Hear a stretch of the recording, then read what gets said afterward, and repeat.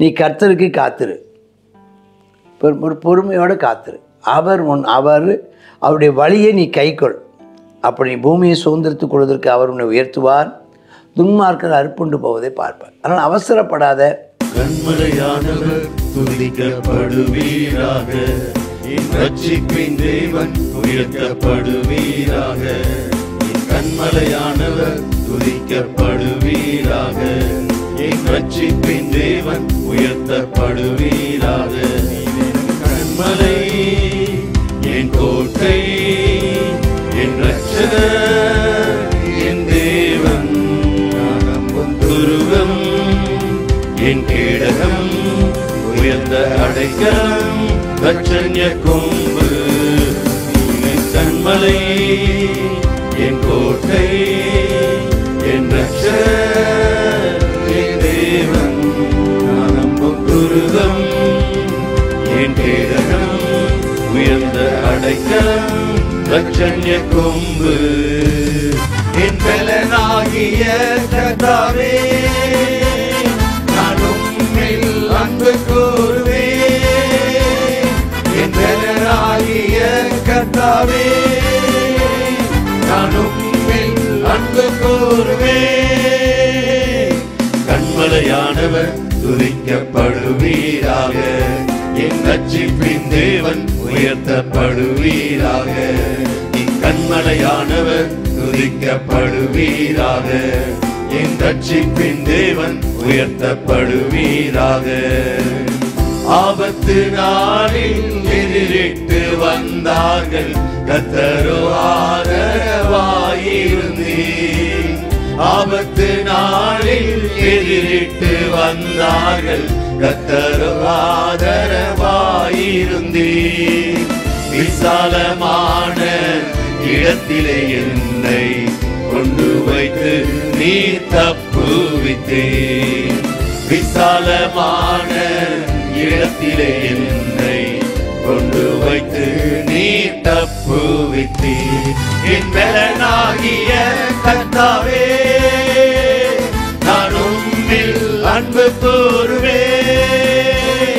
என் பலனாகிய கர்த்தாவே, நான் உம்மில் அன்பு கூறுவேன். கர்த்தருடைய பரிசுத்த நாமத்திற்கு மகிமை உண்டாவதாக.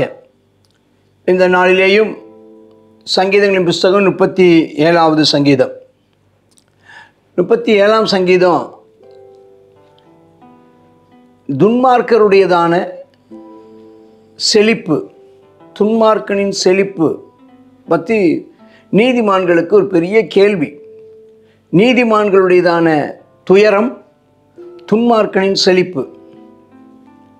அதுக்கப்புறம் இந்த நிறைய இந்த வசனங்கள் எல்லாம் நீதிமானுக்கும் துன்மார்க்கனுக்கும் உள்ளதான வித்தியாசம், அவருடைய கிரியைகளிலேயும் அது வருகிற பலன்களிலேயும் உள்ள வித்தியாசங்களை குறித்து 37 சொல்லப்பட்டிருக்கிறது.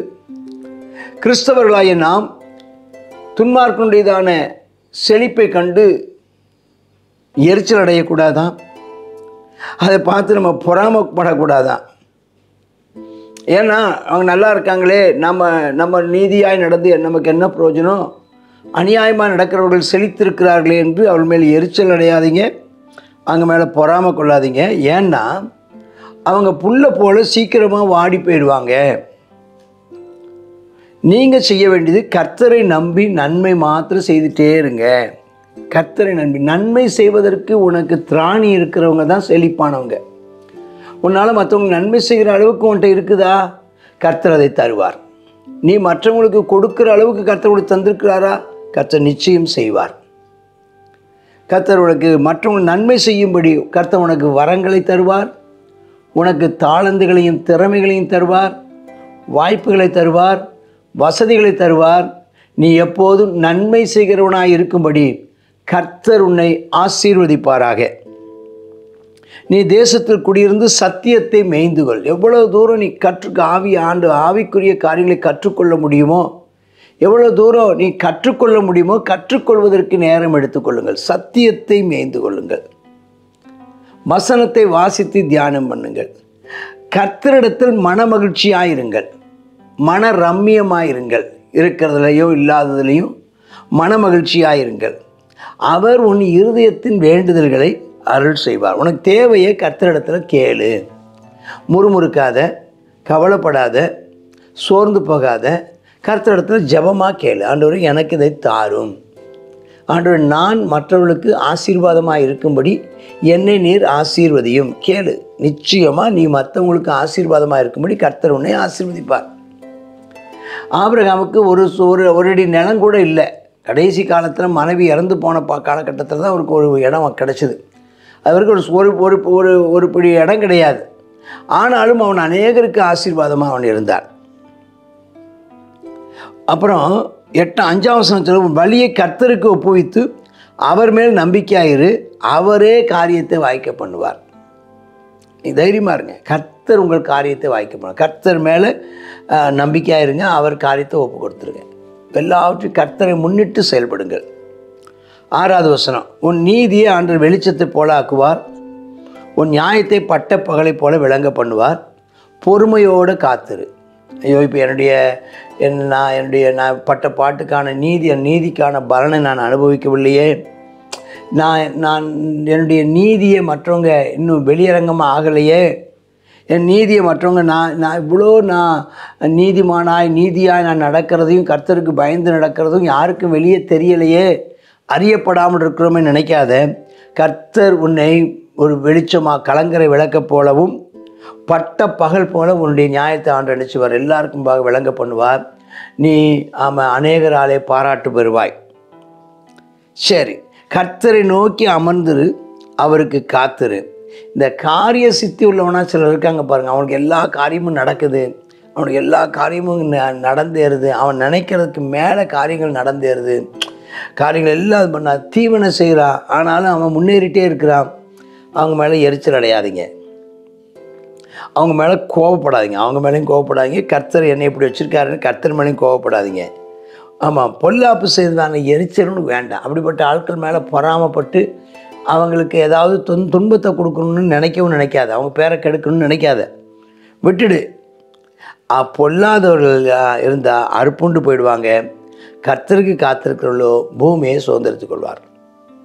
அதனால் பொறுமையாக இருக்கு. கொஞ்சம் நேரம்தான், கொஞ்சம் காலம்னு சொல்ல கொஞ்சம் நேரம்தான்.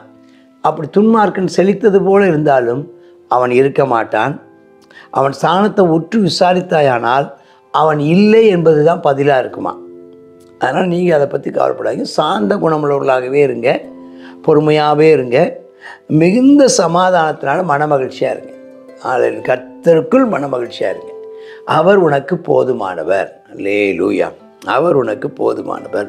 உனக்கு தந்திருக்கிறதெல்லாம் நினைத்து பார்த்து கர்த்தர் எவ்வளவு உன்னை ஆசீர்வதித்திருக்கிறாருங்கிறத அதை சிந்தித்து பார்த்து அதற்காக நன்றி உள்ளவர்களாயிருங்கள்.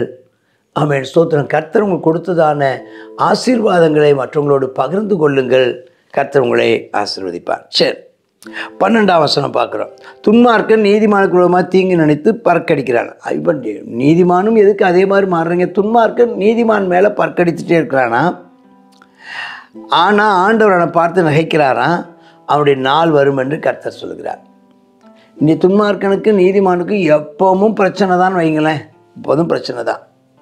சிறுமையும் எளிமையுமானவனை மடிவிக்கவும் செம்மை மார்க்கத்தாரை விலப்பண்ணவும் துன்மார்க்கர் பட்டயத்தை உருவி தங்கள் வில்லை நானேற்றுகிறார்கள். துன்மார்க்கனை அவங்க நீதிமான துன்மார்க்கர்கள் விரட்டி அவர்களை சிறுமைப்படுத்தி கொண்டே தான் இருக்கிறாங்க, அவங்கள வேதனைப்படுத்தி கொண்டே தான் இருக்கிறாங்க.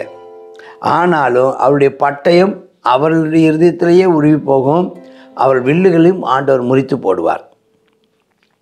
அதனால் 16ஆம் வசனம் சொல்வது, அநேக துன்மார்க்கருக்குள்ள அநேக செல்வ திரட்சியை பார்க்கிறோம், நீதிமானுக்குரிய கொஞ்சமே நல்லது. உனக்கு இருக்கிற கொஞ்சம் இருக்குது பார்த்தீங்களா, அதை எவ்வளோ கர்த்தர் ஆசீர்வதித்திருக்காருல்ல, அதற்காக கையை உயர்த்தி ஸ்தோத்திரம் பண்ணு. நீ உனக்கு கொடுத்ததை நீ நினச்சி பார்த்தீங்கன்னா நீ எவ்வளவோ கர்த்தரை ஸ்தோத்திரம் பண்ணலாம். ஆமாம், அவர் கர்த்தர் துன்மார்க்கருடைய பயங்கள் முறிஞ்சு போயிருமா, நீதிமான்களுடைய கர்த்தர் தாங்குகிறாரா. எப்படி சொல்லப்பட்டிருக்கு பாருங்க. உத்தமர்களின் நாட்களை கர்த்தர் அறிஞ்சிருக்கிறாரா, சுதந்திரம் என்னென்றைக்கும் நிலைச்சி நிற்குமா. அவங்க ஆபத்து காலத்தில் வெட்கப்பட்டு போக மாட்டாங்களாம், பஞ்ச காலத்தில் திருப்தியாக இருப்பாங்களாம். ஆனால் துன்மார்க்கரோ அழிஞ்சு போவாங்களாம், கர்த்தருடைய சத்துருக்கள் ஆட்டுக்குட்டி நினைத்தை போல புகைந்து போவாங்களாம், புகைந்தே போவார்களாம், ஒன்றும் இல்லாமல் ஆயிடுவாங்க. துன்மார்க்கன் கடன் வாங்கி செலுத்தாமல் போவானா, ஆனால் நீதிமான் இறங்கி மற்றவங்களுக்கு என்ன செய்வானா, உதவி செய்வானா. அவரால் ஆசீர்வதிக்கப்பட்டவர்கள் பூமியை சுதந்திரித்துக் கொள்வார்களாம், துன்மார்க்கர்கள் சபிக்கப்பட்டவர்களும் அர்ப்பணிவார். அப்போ நீதிமான்கள் இறங்கி கொடுக்குறவங்க. 21 வசனம், நீதிமான் இறங்கி அவன் கொடுக்குறவன், ஆனால் துன்மார்க்கன் கடனை வாங்கிட்டு திரும்ப செலுத்த மாட்டான். அடுத்தது அதே மாதிரி பாருங்கள், நீதிமான்கள் ஆசீர்வதிக்கப்பட்டவங்க, துன்மார்க்கர்கள் சபிக்கப்பட்டவங்க. நீதிமானுடைய வழிகளையும் கர்த்தர் அறிவாராம், கர்த்தர் அவன் மேலே பிரியமாக இருக்கிறாராம். ஆனால் துன்மார்க்கனுடைய வழிகள் மேலே ஆண்டவர் என்ன செய்கிறார், பிரியமாக இருப்பது இல்லை. நீதிமான்கள் கீழே விழுந்தாலும் திரும்ப எழுந்திருப்பாங்க, கர்த்தர் அவனை தூக்கி விடுவார். ஆனால் துன்மார்க்கன் கீழே விழுந்தான்னா அதுக்கப்புறம் அவன் எழும்பவே முடியாது. இன்னொன்று 25 வசனம் சொல்கிறார், நான் நீதிமான்களுடைய சந்ததி கைவிடப்பட்டதையும் அப்பத்துக்கு இறந்து திரிந்ததையும் நான் பார்த்ததே இல்லை, பிச்சை எடுத்ததை பார்த்ததே இல்லைங்கிறார். நான் சின்ன பையனாக இருந்தேன், முதிர் வயசும் ஆச்சு, இது வரைக்கும் எந்த ஒரு நீதிமானுடைய பிள்ளைகளும் பிச்சை எடுத்ததே இல்லைங்கிறார். கர்த்தருக்கு ஸ்தோத்திரம். ஆனால் துன்மார்க்கனுடைய பிள்ளைங்க அப்படி இல்லை, அவங்க கஷ்டப்படுவாங்க. அப்போ நீதிமான் நினச்சிவானா, இறங்கி மற்றவங்களுக்கு கடன் கொடுப்பானா, ஏற்கனவே சொல்லப்பட்டிருக்குது. நீதிமான் தீமையை விட்டு விலகுவானா, நன்மை செய்வானா. நீதிமான் அவன் கர்த்தருக்கு பிரியமானதிலே செய்வார்களாம். நீதிமான்களுடைய சந்ததியை கர்த்தர் பாதுகாப்பாராம், துன்மார்க்கனுடைய சந்ததியை அறுப்புண்டு போயிடுமா. நீதிமான்களுடைய வாய் ஞானத்தை பேசுமா, ஆனால் துன்மார்க்கனுடைய வாய் என்ன செய்யாது, ஆமாம், அபத்தமானதையும் பொய்யையும் பேசும். நீதிமானுடைய வாயில் வேத வசனம் இருக்குமா, வேத வசனம் இருக்குமா, அவனுடைய நடைகள் எல்லாம் வேத வசனத்தின் அடிப்படையில் இருக்குமா. ஆனால் துன்மார்க்கனுடைய வழிகள் அவன் துன்மார்க்கத்துக்கு ஏதுவாக இருக்குமா. துன்மார்க்கன் நீதிமான் மேலே கண்ணை வச்சு அவனை கொல்ல வகை தேடுறாரா. ஆனால் கர்த்தரோ நீதிமானை பாதுகாக்கிறவர். 34 வசனம் பாருங்கள், உங்களுக்கு ஒரு ஆலோசனை சொல்லப்பட்டிருக்கு. நீ கர்த்தருக்கு காத்திரு, ஒரு பொறுமையோடு காத்திரு, அவருடைய வழியை நீ கைக்கொள், அப்படி பூமியை சுதந்திரத்துக் கொள்வதற்கு அவர் உன்னை உயர்த்துவார், துன்மார்க்கர் அறுப்புண்டு போவதை பார்ப்பார். அதனால் அவசரப்படாத. இப்போமே நான் ஆண்டவர் பயந்து நடந்து எனக்கு என்ன லாபம், ஆண்டவருக்கு உத்தமமாக நடந்து என்ன லாபம், அவருக்கு நான் ஊழியம் செய்து எனக்கு என்ன லாபம், கர்த்தருடைய காரியங்களில் இருந்து எனக்கு என்ன லாபம், மற்றவங்களெல்லாம் நல்லா இருக்கிறாங்களே, துன்மார்க்கன் செழித்திருக்கிறானே என்று சொல்லி நீங்கள் சொல்ல வேண்டிய அவசியம் இல்லை. கர்த்தருக்கு ஸ்தோத்திரம். பொறுமையோடு காத்திரு, கர்த்தர் உன்னை ஏற்ற காலத்தில் உயர்த்துவார், துன்மார்க்கர்கள் அறுப்புண்டு போவதை நீ காண்பாய். 35 வசனம், கொடிய பலவந்தனான ஒரு துன்மார்க்கனை கண்டேன், அவன் தனக்கேற்ற நிலத்தில் முளைத்திருக்கிற பச்சை மரத்தை போல தலைத்தவனாக இருந்தான். அவ்வளோ ஸ்ட்ராங்காக இருந்தான், ஆனாலும் அவன் ஒளிந்து போனான், அவன் இல்லை, தேடினேன் காணப்படவில்லை. அப்போ அதனால் நீங்கள் துன்மார்க்கனுடையதான செழிப்பை கண்டோ, துன்மார்க்கனுடைய வளர்ச்சியை கண்டோ நீ பொறாமப்பட வேண்டாம். நீ கர்த்தருக்கு காத்திரு, கர்த்தரிடத்தில் நம்பிக்கையாயிரு, கர்த்தருடைய வசனத்தை கைக்கொள்ளு, வசனத்தின்படி நட, கர்த்தர் உனக்கு கொடுத்த கொஞ்சத்திலையும் உண்மையாயிரு, ஆண்டவருக்கு நன்றி உள்ளவனாயிரு, கர்த்தர் உங்களை அதிகமாக ஆசீர்வதிப்பார். 37 வசனம் பாருங்கள், உத்தமனை நோக்கி செம்மையானவனை பார்த்துரு, அவருடைய முடிவு சமாதானமாக இருக்கும். ஆனால் அக்கிரமக்காரரோ அழிஞ்சு போயிடுவாங்க, துன்மார்க்கனுடைய முடிவு அறுப்புண்டு போகுமா. 39 வசனம், நீதிமானுடைய ரட்சிப்பு கர்த்தரால் வரும், இக்கட்டு காலத்தில் அவரே அடைக்கலாம். கர்த்தர் அவர்களுக்கு உதவி செய்து அவர்களை விடுவிப்பார், அவர்கள் அவரை நம்பியிருக்கிறபடியால் துன்மார்க்கனுடைய கைக்கு தப்பு வைத்து ரட்சிப்பார். அல்லேலூயா. அப்போ நீதிமானுக்கும் துன்மார்க்கனுக்கும் இந்த உலகத்தில் அவன் ஒருத்தருக்கு ஒருத்தர், ஆமாம், துன்மார்க்கன் நீதிமானை பயக்கிறான், நீதிமான் துன்மார்க்கத்தை பயக்கிறான். 39 வசனம், நீதிமான்களுடைய ரட்சிப்பு கர்த்தரால் வரும், இக்கட்டு காலத்தில் அவரே அவர்கள் அடைக்கலம், கர்த்தர் அவர்களுக்கு உதவி செய்து அவர்களை விடுவிப்பார், அவர்கள் அவரை நம்பியிருக்கிறபடியால் அவர்களை துன்மார்க்கனுடைய கைக்கு தப்பு வைத்து ரட்சிப்பார். அப்போ நம்ம தேவனை மாத்திரம் நம்பியிருங்கள், அவருக்கு காத்திருங்கள், அவருடைய வழிகளில் நடவுங்கள், கர்த்தருடைய வசனத்தை கை கொள்ளுங்கள், தொடர்ந்து நன்மையவே செய்து கொண்டிருங்கள். துன்மார்க்கன் மேலே பொறாமை கொள்ள வேண்டாம், எரிச்சல் அடைய வேண்டாம், கோபப்பட வேண்டாம். நீங்கள் தேவனிலே கலிகூர்ந்து அவரிலே அகமகிழுங்கள். அவரை நீங்கள் நம்பி இருக்கிறபடியால் அவர் உங்களை ஒருபோது கைவிட மாட்டார். உங்கள் சந்ததியையும் ஆண்டவர் கைவிட மாட்டார். துன்மார்க்கனுடைய கைக்கு உங்களை தப்புவித்து ரட்சிப்பார்.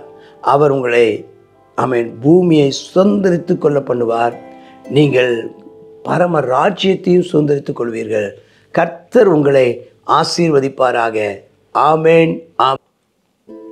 சங்கீதம் 37வது சங்கீதத்தில் துன்மார்க்கர்கள், பொல்லாதவர்கள் என்ன செய்வாங்க, அவங்க பசுமொண்டை போல் என்ன செய்வாங்க, அழிந்து போவாங்க. இன்றைக்கி நமக்கு ரொம்ப நாள் நம்ம நினச்சிட்ருக்கோம் துன்மார்க்கர் நல்லா தானே இருக்காங்கன்னு. அது மழை நேரத்தில் செழிப்பாக தான் இருக்கும், வெயில் நேரத்தில் கருகி போயிடும். ஆனால் நம்முடைய காரியங்கள்லாம் நம்ம வாய்க்க பண்ணணும்னா நாம் எப்படிப்பட்டவர்களாக இருக்கணும் அப்படின்னு சொல்லி நம்ம இந்த நாளில் பார்க்கலாம். நீதிமான்களாக இருக்க என்ன செய்யணும்? நன்மை செய்யணுமா? சத்தியத்தை தேசத்திலேருந்து சத்தியத்தை மேய்ந்து கொள்ளணுமா? நம்ம மன மகிழ்ச்சியாக இருக்கணுமா? வழியை கர்த்தருக்கு ஒப்புவித்து அவர் மேலே நம்பிக்கையாக இருக்கணுமா? அது மாத்திரம் இல்லை, நம்ம என்ன செய்யணுமா? நாம் நீதியை பேசணும். நம்முடைய நாவை எப்பொழுதும் நீதியை பேசணும். தேவனாருடைய தானே அந்த வேத வசனம் நம்முடைய தானே நாவில் இருக்கணும். நம்முடைய தானே நடைகள் ஒன்றும் பிசகாமல் இருக்கணும். அப்போ கர்த்தர் நம்ம என்ன செய்வார்? நம்முடைய தானே காரியத்தை வாய்க்க பண்ணுவார். அடுத்ததாக இதில் நிறைய பூமியை சுதந்திரத்துக்குள்ளே என்ன செய்யணும் அப்படின்னு சொல்லி பார்த்தா, கர்த்தருக்கு காத்திருந்தா, அடுத்தது நீதிமான்களாய் நமக்கு வாழ்ந்தா, அடுத்தது சாந்த குணமுள்ளவர்களாக இருந்தால், அடுத்ததாக கர்த்தருடைய வழியை கை கொண்டு நடந்தால் கர்த்தர் என்ன செய்வாராம்? ஆசீர்வதிப்பார், பூமியை சுதந்திரித்துக் கொள்வார். இவ்வளோ பூமியை சுதந்திரித்துக் கொள்வதற்குரிய ஷார்ட் ரூட்டு நம்ம என்ன செய்வோம்? கர்த்தருக்கு பிரியமாக நடந்தால் கர்த்தர் நம்ம பூமியை சுதந்திரித்துக் கொள்ள பண்ணுவார். இந்த நாளில் நாம் துன்மார்க்கர் நமக்கு விரோதமாக இருந்த போதும் நம்ம என்ன செய்யணும்? கர்த்தருக்கு பயந்து நடந்தோமானா கர்த்தர் நம்ம எல்லா தீமைக்கும் என்ன செய்வாராம்? நம்ம வெட்கப்பட தேவையில்லை. பஞ்ச காலத்தில் நம்ம என்ன செய்யப்பட போகிறதில்ல, நம்ம பட்னியாக கிடக்க போகிறதில்ல. கர்த்தர் நம்ம திருப்தியாக்குவார். நீதிமான்களுடைய சந்ததியோடு கர்த்தர் இருக்கிறார். கர்த்தருடைய நாம் மகிமைப்படுவதாக, நாம் இப்படிப்பட்டவர்களாக காணப்பட கர்த்தர் நமக்கு உதவி செய்தல்வாகிறார். ஜெபிப்போமா? கர்த்தாவே ஸ்தோத்திரம், இரக்கம் கிருபையும் இருந்தால் எங்கள் நல்ல பிதாவே, சர்வவல்லமையுள்ள தேவனே, இந்த வேளையிலேயும் நாங்கள் நீதிமான்களாய் காணப்பட எங்களுக்கு உதவி செய்யுங்கப்பா. நாங்கள் சந்தோஷமாய் மகிழ்ச்சியோடு இருக்கணும்ப்பா, நன்மை செய்யணும்ப்பா. வேத வசனத்தின் மேலே தாகமுடையவர்களாக இருக்கணும்ப்பா. எங்களுடைய வழிகளை உமக்கு ஒப்புவித்து அமேனப்பா, உம்முடைய வழிகளுக்கு காத்திருக்க எங்களுக்கு கிருபை தாரும் தகப்பனே. ஸ்தோத்திர இயேசப்பா, உம்முடைய நீதியை நாங்கள் பேச தேவனே எங்களுக்கு அனுக்கிரகம் செய்துள்ளோம். உம்முடைய தான வேத வசனம் எப்பொழுதும் எங்களுடைய வாயில் இருக்கட்டும். அமேனப்பா ஸ்தோத்திரம். உமக்காக வாழ்ந்து அமேனப்பா நேர்த்தியாய் நேர்மையாய் வாழ்ந்து உடைய வழிகளில் காத்து கிடந்து உடைய கிருபை பற்றி கொள்ள உதவி செய்யும். இயேசுவின் நாமத்தில் ஜெபிக்கிறோம் நல்ல பிதாவே. ஆமேன், ஆமேன்.